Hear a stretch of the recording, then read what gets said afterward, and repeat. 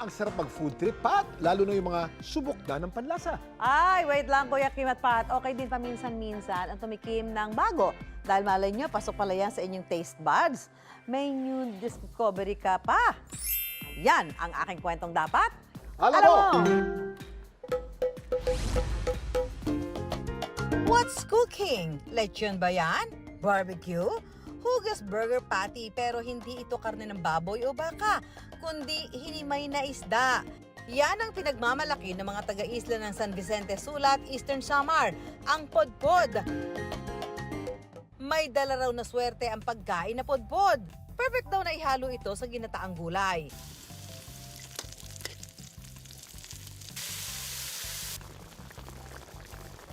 Hindi na po natin kailangang gumamit ng ibang condiments.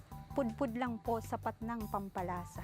Hugis bilog ang pudpud dahil ito ay hugis pera. Pwede rin itong lutuin or pwede rin itong prituhin at isawsaw sa suka na may bawang. Masarap. Kilala na fishing community ang isla ng San Vicente. Ito rin daw ang orihinal na paggawaan ng pudpud sa probinsya. Naimbento ang pudpud dahil noong unang panahon, pag maraming huli ang mga mangingisda, ito ay isang paraan para hindi masayang ang kanilang mga huli na isda. Dapat alam mo, kaya raw tumagal ng isang buwan ang pudpud bago ito masira.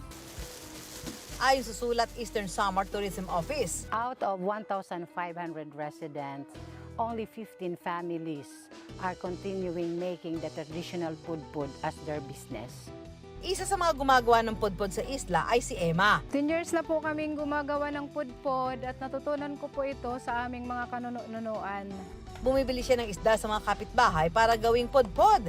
Yung mga isda po na ginagamit sa pagpudpod tulad po ng dorado, yellowfin, blue marlin, baliling, at saka po budlis. Lilinisin at pakukuluan ng mga isda ng humigit kumulang 1 oras. Tatanggalan ng tinik, hihimayin ng maliliit at babayuhin. Ang mga ingredients po ng pagtimpla ng pudpod ay asin po, paminta, kalamansi, at saka po suka. At huhulmahin, ito ang magbibigay ng bilog o mala-burger patty ng hugis ng pudpod. Tinawag po siyang pudpod kasi po sa proseso ng paggagawa po namin na binabayo siya. Tapos po, pinupodpod.